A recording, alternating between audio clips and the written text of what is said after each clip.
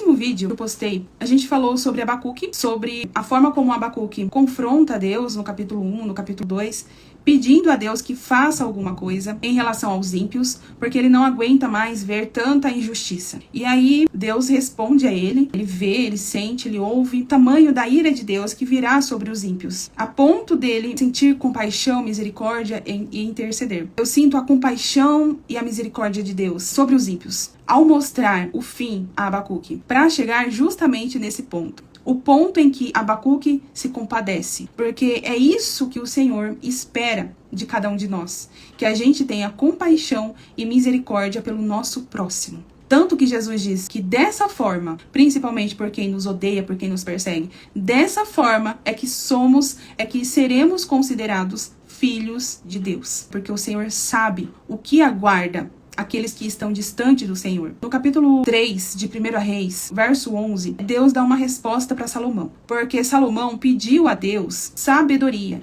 para que ele pudesse reinar sobre todo o povo de Israel. E Deus dá a seguinte resposta para Salomão: já que você pediu isso, e não uma vida longa, nem riqueza, nem pediu a morte dos seus inimigos, mas discernimento para ministrar a justiça, farei o que você pediu. Darei a você um coração sábio e capaz de discernir, de modo que nunca houve nem haverá ninguém como você. Mesmo no Antigo Testamento, onde Deus destruía os inimigos do seu povo, aqui a gente vê que o Senhor não deseja a morte dos ímpios. Aqui ainda não havia o sacrifício de Jesus. Então, por isso, era tão, como que se diz, a ferro e fogo, olho por olho, dente por dente. O Senhor demonstra aqui o que está no coração dele, quando ele nos dá a entender que ele se agradou de Salomão não pedir a morte dos seus inimigos. E aí, em Ezequiel, capítulo 33, verso 11, o Senhor diz assim: diz-lhes: vivo eu, diz o Senhor Deus, que não tenho prazer na morte do ímpio, mas em que o ímpio se converta do seu caminho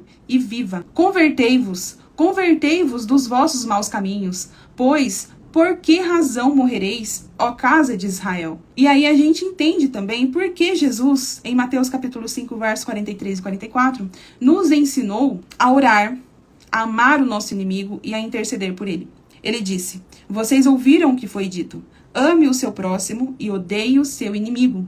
Mas eu digo: amem os seus inimigos e orem por aqueles que os perseguem, para que vocês venham a ser filhos do seu Pai que está nos céus. Jesus, ele nos ensinou dessa forma justamente para que dessa forma possamos ser considerados filhos de Deus. E porque ele sabe o fim dos ímpios, o fim daqueles que estão distante dele.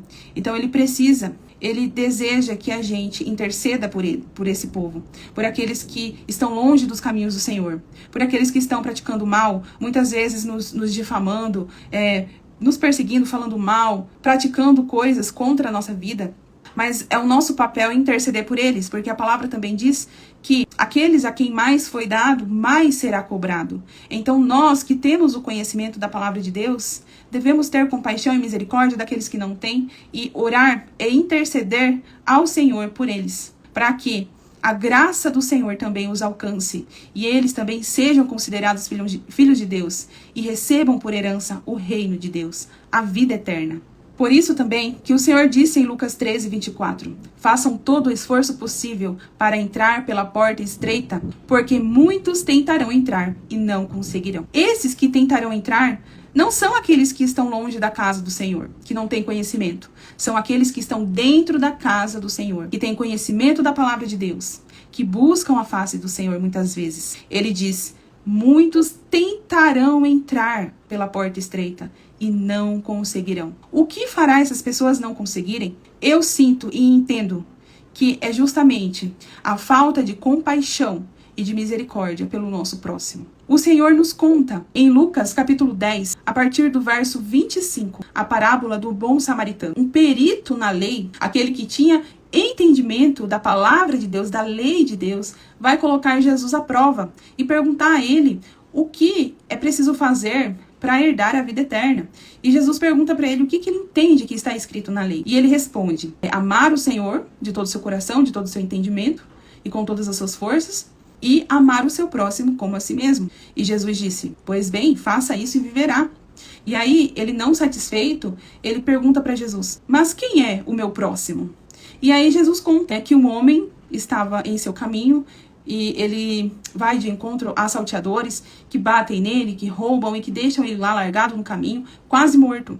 E por ele passa um sacerdote, aqueles que trabalhavam dentro da casa do Senhor, que teoricamente estavam mais perto de Deus.